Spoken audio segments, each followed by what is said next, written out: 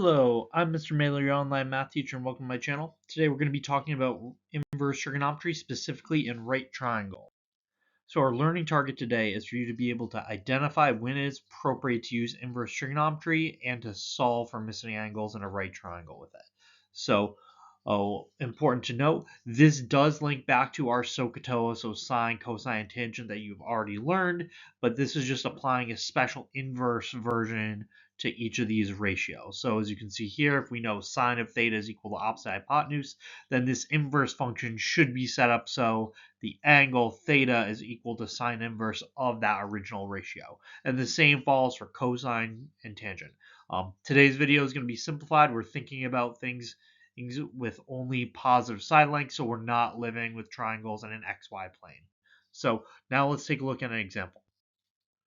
So as we can see in this example here, I have a right triangle with a hypotenuse of length 7 and a leg of length 5. So just like any right triangle problem, I'm going to encourage you pick an angle to start at. I'm going to start this angle alpha down here at the bottom, and now I'm going to label opposite, adjacent, and hypotenuse based on this angle I am positioned at. So adjacent is going to be this leg length of 5 because it's right next to my angle.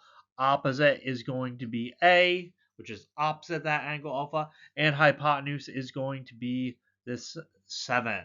So now if I want to see if I can use inverse trig, I need to know two of these three side lengths, which I do here.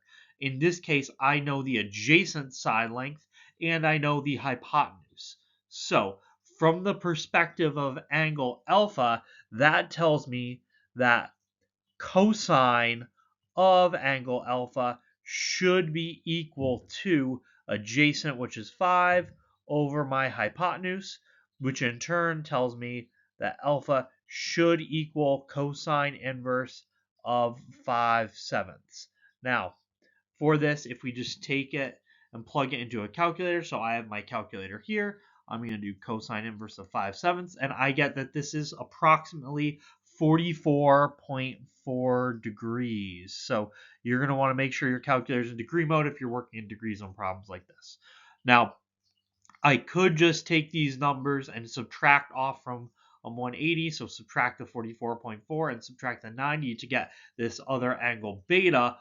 But just for the sake of example, I'm going to solve now for beta using inverse trigonometry as well. So to do this time I'm going to position myself at angle beta, and I'm going to relabel the sides of my triangle based on beta. So now A is going to be the adjacent side, because that's right next to it.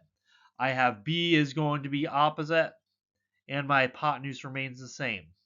So in this case, when I position at beta, I now know the opposite side length to angle beta, and I know my hypotenuse. So that tells me that sine of angle beta should be equal to opposite is 5 over hypotenuse is 7, which in turn means that angle beta should be equal to sine inverse of 5/7.